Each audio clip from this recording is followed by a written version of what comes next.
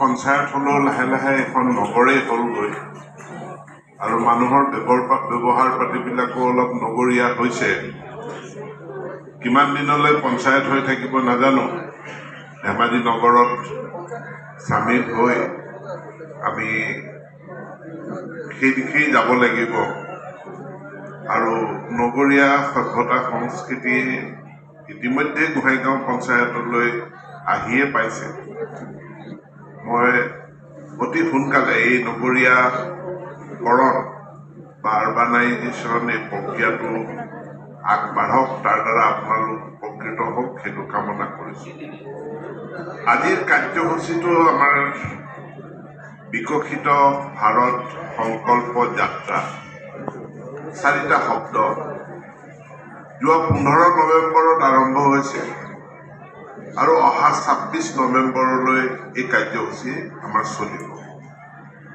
আমাৰ ভাৰতবৰ্ষ এতিয়াও পৃথিৱীৰ এখন উন্নত দেশ নহয়, আমি উন্নয়নশীল দেশ। এইকাৰণে যে আমাৰ এতিয়াও ৰাস্তা বনাবলৈ বাকী আছে, দলং বনাবলৈ বাকী আছে, হস্পিটেল বনাবলৈ বাকী আছে। কিন্তু বৰ্তমান নৰেন্দ্ৰ মোদী চৰকাৰৰ দিনত 2014 চনৰ পৰা আমি আমাৰ ৰাস্তা, দলং, হস্পিটেল, শিক্ষানুষ্ঠান এইবিলাক আমি দ্ৰুত গতিত নিৰ্মাণ সম্পূৰ্ণ কৰাৰ দিশে আমি আগবাঢ়িছোঁ। চমৰাজানত আমি কাপোৰ কানি খুলি তিয়নি পিন্ধি ৰাষ্ট্ৰীয় ঘাইপথ পাৰ হ'ব লগা হৈছিল, কিন্তু এতিয়া আমি 120 কিলোমিটাৰ স্পীডত গাড়ী চলাই সেইফালেদি পাৰ হৈ যাব পাৰোঁ। বগীবিল দলং আমাৰ সম্পূৰ্ণ হৈ গ'ল। ধেমাজিলৈ ব্ৰডগজ ৰেল লাইন চলিল, ব্ৰডগজ ৰেল লাইনেৰে গোহাঁইগাঁৱৰ কাষতে ধেমাজিত মেডিকেল কলেজৰ নিৰ্মাণো আমাৰ আৰম্ভ হৈ গ'ল। ইঞ্জিনিয়াৰিং কলেজখনো আমাৰ ধুনীয়াকৈ চলিছে। পলিটেকনিক এখনো হ'ল। সৰ্বভাৰতীয় কৃষি বিশ্ববিদ্যালয় এখনো এই ধেমাজি জিলাৰ ভিতৰত হ'ল। আমি এতিয়া এখন ভাৰতৰ অসমৰ পিছপৰা জিলা ধেমাজি নহয়। এটা সময় আছিল আমি ধেমাজি পিছপৰা জিলা আছিলোঁ, কিন্তু এতিয়া আমি পিছপৰা জিলাৰ তালিকাত নাই, তাৰ পৰা আগবাঢ়ি। কিন্তু নৰেন্দ্ৰ মোদী ডাঙৰীয়া আৰু ডক্টৰ হিমন্ত বিশ্ব শৰ্মা ডাঙৰীয়াই এটা কথা কৈছে যে উন্নয়ন মানে কেৱল পকা ৰাস্তা, দলং, মেডিকেল কলেজ, ইঞ্জিনিয়াৰিং কলেজ নহয়।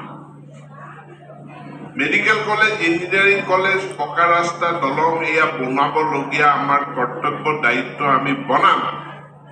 কিন্তু একেটা সময়তে গাঁৱত থকা আমাৰ খেতিয়ক ৰাইজ, আমাৰ মহিলাসকল, তেওঁলোক আত্মনিৰ্ভৰ হ'ব লাগিব, তেওঁলোকৰ মাজৰ পৰা দৰিদ্ৰতা নাইকিয়া হ'ব লাগিব আৰু এই দৰিদ্ৰতা গাঁৱত নাইকিয়া কৰাৰ কাৰণে নিৰন্তৰভাৱে চৰকাৰখনে কাম কৰি আহিছে। ল'ৰা ছোৱালীক পঢ়ুৱাবৰ কাৰণে যাতে মাক দেউতাকে খৰচ কৰিবলগীয়া নহয়, তাৰ কাৰণে শিক্ষা সম্পূৰ্ণ আমি বিনামূলীয়া কৰিছোঁ। বিনামূলীয়া পাঠ্যপুথি, বিনামূলীয়া ইউনিফৰ্ম, মিড ডে মিল সকলো ধৰি আজি চৰকাৰী বিদ্যালয়ত কোনো মাক বাপেকে পইচা খৰচ কৰি ল'ৰা ছোৱালীক পঢ়ুৱাবলগীয়া নাছিল।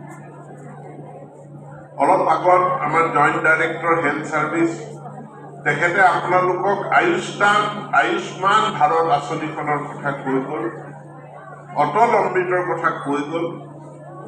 গাঁৱৰ কোনো পৰিয়ালে কোনো দুৰাৰোগ্য ৰোগত এজন মানুহ যদি আক্ৰান্ত হয়, তেতিয়া মাটি টুকুৰা যাতে বিক্ৰী কৰিবলগীয়া নহয়, গৰুহাল যাতে বিক্ৰী কৰিবলগীয়া নহয়, তাৰ কাৰণে এই আয়ুষ্মান ভাৰত কাৰ্ডখন আছে, য'ত 5 লাখ টকাৰ গেৰাণ্টি। আপোনালোকৰ সন্মুখতে কোনোবা হিতাধিকাৰীয়ে কৈ গ'ল যে তেওঁলোকে এতিয়া মেডিকেল কলেজত বা কোনোবা নাৰ্ছিং হোমত যেতিয়া কাৰোবাক চিকিৎসা কৰাব লগা হৈছে, সেই আয়ুষ্মান ভাৰত কাৰ্ডখনৰ পৰা তেওঁলোকে অৰ্থ সাহায্য তেওঁলোকে লাভ কৰিছে। মাতৃ বন্দনা আঁচনি, আগতে আমাৰ প্ৰসূতিৰ মৃত্যু হয়, নৱজাতক শিশুৰ মৃত্যু হয়, এতিয়া কোনো সন্তান গৰ্ভধাৰণ কৰাৰ কালৰ পাছত প্ৰসূতি কালত কোনো প্ৰসূতিৰ যাতে মৃত্যু নহয় তাৰ কাৰণে চিকিৎসাৰ ব্যৱস্থাৰ ওপৰত প্ৰতিগৰাকী প্ৰসূতিক ৫,০০০কে টকা চৰকাৰখনে দিয়াৰ ব্যৱস্থা কৰিছে। শিশুটিক পুষ্টিকৰ খাদ্য অংগনবাড়ী কেন্দ্ৰত দিয়াৰ ব্যৱস্থা কৰিছে। খিচিৰি খুৱাইছে, হালোৱা খুৱাইছে বুলি উপহাস নকৰিব, কাৰণ সেই খিচিৰি হালোৱাত বিজ্ঞানীয়ে শিশুৰ বাবে প্ৰয়োজন হোৱা যি ভিটামিন, যি মিনাৰেল, খনিজ দ্ৰব্য, এই প্ৰয়োজনীয় সকলোখিনি তাত সন্নিৱিষ্ট কৰি দিছে, যাতে সেই শিশু সেই খাদ্য খাই তেওঁলোকৰ শ্ৰীবৃদ্ধি হ'ব পাৰে। খেতিয়কসকলে খেতি কৰিছে, তাত সকাহ দিয়াৰ কাৰণে কিষাণ সন্মান নিধি লৈ আহিছে। যিসকলে মীন পালন কৰিছে তেওঁলোকৰ কাৰণে প্ৰধানমন্ত্ৰী মীন সম্পদা আঁচনি এখন লৈ আহিছে তেওঁলোকক সাহায্য প্ৰদান কৰাৰ কাৰণে। খেতিয়কসকলৰ পৰা ধান যদি কেতিয়াবা বজাৰ মূল্যতকৈ ধানৰ দাম কমি যায়, তেতিয়াহ'লে ধান কিনাৰ গেৰাণ্টি আজি খেতিয়কসকলক প্ৰদান কৰিছে। এতিয়া সৰিয়হো খেতিয়কৰ পৰা কৃষকৰ পৰা চৰকাৰখনে কিনি লোৱাৰ কাৰণে আঁচনি গ্ৰহণ কৰিছে। বৃদ্ধ পেঞ্চন, বিধৱা পেঞ্চনৰ লগত এতিয়া অৰুণোদয় আঁচনি অসম চৰকাৰে লৈ আহিছে, যে গাঁৱত যি আমাৰ দৰিদ্ৰতা আছে এই দৰিদ্ৰতা নাইকিয়া কৰাৰ কাৰণে, আৰু ইয়াত চৰকাৰখনে সফল হৈছে। মই বহুত ঠাইত সুধি চাইছো, আগতে আমাৰ সমাজত খোজনীয়া আছিল, মগনীয়া আছিল। খোজনীয়া আছিল কাৰণে খোজনীয়া শব্দটো আমাৰ অভিধানত আছিল, মগনীয়া আছিল কাৰণেই শব্দটো আমাৰ অভিধানত আছিল। মই গুৱাহাটীত থাকোঁতে আগতে দেখা পাওঁ বা ধেমাজিত থাকোঁতে দেখা পাওঁ, লগ পাওঁ, গাঁৱৰ পৰা ২গৰাকী ৩গৰাকী মহিলা তেওঁলোক জুম বান্ধি নগৰত আহে ভিক্ষা খুজিবৰ কাৰণে। কোনোবাই চাউল এদুন দিয়ে, কোনোবাই পুৰণি কাপোৰ দিয়ে, সেইখিনি লৈ ঘূৰি যায়। কিন্তু এতিয়া অসমখনত সকলো জিলাতে মই খবৰ কৰিছোঁ যে অসমত খোজনীয়া মগনীয়া এতিয়া নাইকিয়া হ'ল। অৰ্থাৎ গাঁৱৰ মানুহ স্বাৱলম্বী হৈছে, গাঁৱৰ মানুহ আত্মনিৰ্ভৰশীল হৈছে। কিন্তু ইয়াত আমি ১০০% সফলতা লাভ কৰিব পৰা নাই। নোৱাৰাৰ কাৰণ চৰকাৰৰ গাত দুখ নাই, আমাৰ গাতো বহুত দুখ আছে। ২০১১ চন গোটেই ভাৰতবৰ্ষ জুৰি socio' economic and caste census হৈছিল। গাঁৱে গাঁৱে চেঞ্চাছ হৈছিল, কিন্তু আমাৰ কোনোবা নদাই বধাই যদু মধু তেওঁলোকে ক'লে, এইখন কি চেঞ্চাছ কৰিছে, এইখনত আমাৰ যাবলৈ নাই, ব'ল মাছ মাৰিবলৈ যাওঁ। সিহঁতে মাছ মাৰিবলৈ গ'ল। কোনোবাই ক'লে পঞ্চায়ত অফিচত কি মিটিং মাতিছে, একো দৰকাৰ নাই, আমাৰ ব'ল মাছ খোৱাত দদগাং এখন আছে, দদগাংখন খাবলৈ যাওঁ। কোনোবাই পিঠু খাবলৈ গ'ল, কোনোবাই দদগাং খাবলৈ গ'ল, কোনোবাই মাছ মাৰিবলৈ গ'ল। পঞ্চায়ত অফিচত আহি এই ছ'চিঅ' ইকনমিক কাষ্ট চেঞ্চাছত নামটো নভৰালে, আৰু নামটো নভৰোৱাৰ কাৰণে আজি PMAY তেখেতৰ নাম নাই, আজি উজালা যোজনাত তেখেতৰ নাম নাই, দীনদয়াল উপাধ্যায় গ্ৰাম্য বৈদ্যুতিকৰণৰ সময়ত তেখেত বঞ্চিত। অকল চৰকাৰ জগৰীয়া নহয়, আমি জগৰীয়া। মিটিঙত আমি অন্য কি কথা কওঁ? মিটিঙত আমি চৰকাৰী আঁচনিখিনিৰ কথা কওঁ, আৰু আপুনি মিটিঙৰ শেষলৈকে থাকি চৰকাৰী আঁচনিখিনিৰ কথা আমি নুশুনো। আমাৰ সোনকালে ক'ৰবাত সকাম আছে, তালৈ সোনকালে যাব লাগে, মৃত্যুৰ ঘৰলৈ যাব লাগে, খৰি ৰুবলৈ যাব লাগে, আমি বেলেগ বেলেগ কামত গুচি যাওঁ, আমাৰ নামকেইটা বাদ পৰে। সেইকাৰণে চৰকাৰে এতিয়া এই অভিযানটো কৰিছে, বিকশিত ভাৰত সংকল্প যাত্ৰা। নৰেন্দ্ৰ মোদী ডাঙৰীয়াই গাড়ী এখন পঠাই দিছে, চব পঞ্চায়তত যাওক, কোন কোন বাদ পৰি আছে নামবিলাক সংগ্ৰহ। প্ৰধানমন্ত্ৰী আৱাস যোজনাৰ পৰা আয়ুষ্মান প্ৰধানমন্ত্ৰী জন আৰোগ্য যোজনাৰ আয়ুষ্মান কাৰ্ডৰ পৰা বিদ্যুৎ সংযোগৰ পৰা জল জীৱন মিছনৰ খোৱা পানীৰ সংযোগৰ পৰা আমি কোনে ক'ত বাদ পৰি আছে এই বাদ পৰি থকা মানুহখিনিকো সামৰি লোৱা কাৰণে এই সংকল্প যাত্ৰা।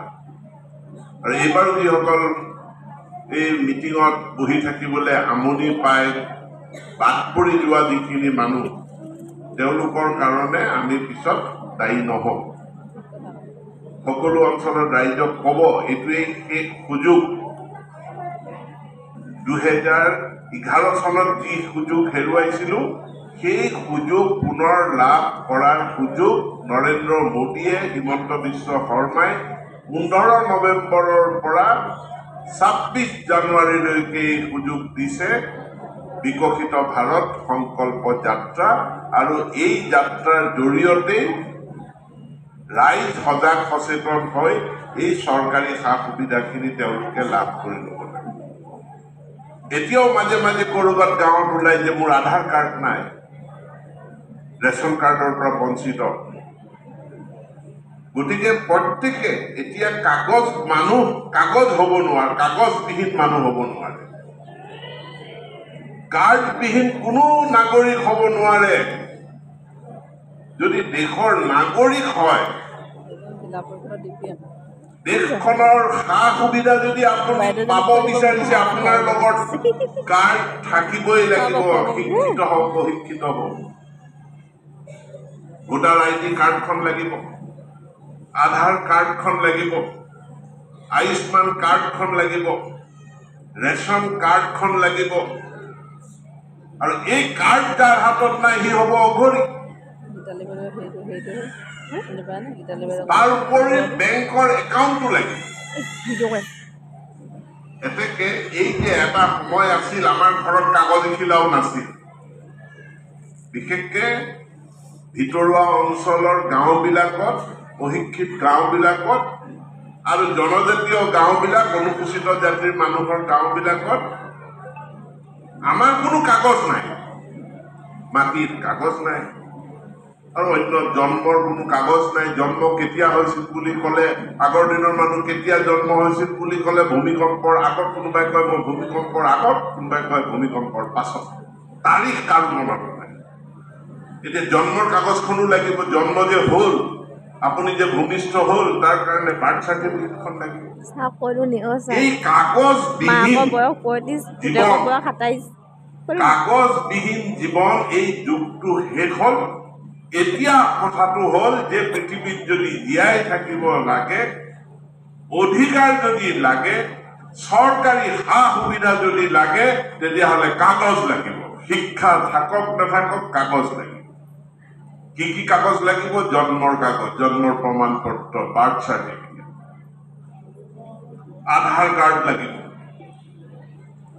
যিসকল BPL তেওঁলোকক ৰেচন কাৰ্ড লাগিব।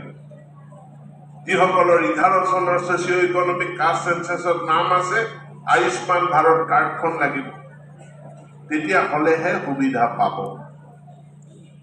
যিসকল SC, ST, OBC ক্লাছ 9তে আমি স্কুলে চাৰ্টিফিকেট দিয়াৰ ব্যৱস্থা কৰিছোঁ। কাষ্ট চাৰ্টিফিকেটখন তেওঁলোকক লাগিব। মাটি আছে, কাগজ নাই, পট্টা নাই, তাৰ কাৰণে মিছন বসুন্ধৰা, যে আপোনাৰ মাটি টুকুৰাৰ কাৰণে আপোনাৰ যি প্ৰাপ্য পট্টা, এই পট্টা চৰকাৰে দিয়াৰ ব্যৱস্থা কৰিছে। এইটো কাগজৰ জীৱন, কাগজ থাকিব লাগিব। সেই কাগজ শিক্ষিত মানুহৰ হাতত আছে, গাঁৱৰ মানুহৰ হাতত খুব কম থাকে। নগৰীয়া মানুহৰ ঘৰে ঘৰে কাগজ থাকে, সেইকাৰণে সা সুবিধা বেছি পায়। গাঁৱৰ মানুহৰ হাতত কাগজ নাথাকে। আৰু এই কাগজ বিলাবলৈকে আজি এই সংকল্প যাত্ৰা লৈ পেলাই আমি ইয়াত আহিছোঁ। গাঁৱে গাঁৱে এই মেছেজটো আপোনালোকে বিয়পাওক যে আমি চৰকাৰী সা সুবিধা লাভ কৰিবৰ কাৰণে নিজৰ কাগজ পত্ৰখিনিও ঠিক কৰিব লাগে। আৰু কাগজ পত্ৰখিনি ঠিক কৰি ভাৰতবৰ্ষৰ প্ৰতিজন নাগৰিক যেতিয়া আমি একোজন এনেধৰণৰ কাৰ্ড থকা, কাগজ থকা নাগৰিকত পৰিণত হ'ম, ৰাস্তাবিলাক পকা হ'ব, স্কুলবিলাক ধুনীয়া হ'ব, ঘৰৰ ওচৰত মেডিকেল কলেজ হ'ব, ঘৰৰ ওচৰত ইঞ্জিনিয়াৰিং কলেজ হ'ব, ঘৰৰ ওচৰতে ৰেল লাইন যাব, ৰাজধানী এক্সপ্ৰেছ, বন্দে ভাৰত এক্সপ্ৰেছ তাত চলিব। তেতিয়া ভাৰতবৰ্ষ সঁচা অৰ্থত এখন উন্নত বিকশিত ৰাষ্ট্ৰ হ'ব। আৰু সেই চনটো প্ৰধানমন্ত্ৰী নৰেন্দ্ৰ মোদীয়ে ঠিক কৰি দিছে যে 2047 চনৰ 15 আগষ্টত ভাৰতবৰ্ষ এখন বিকশিত, ডেভেলপড, উন্নত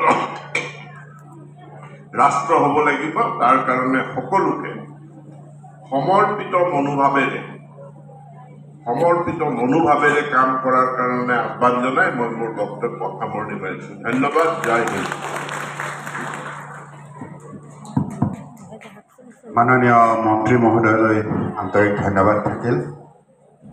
আমি কাৰ্য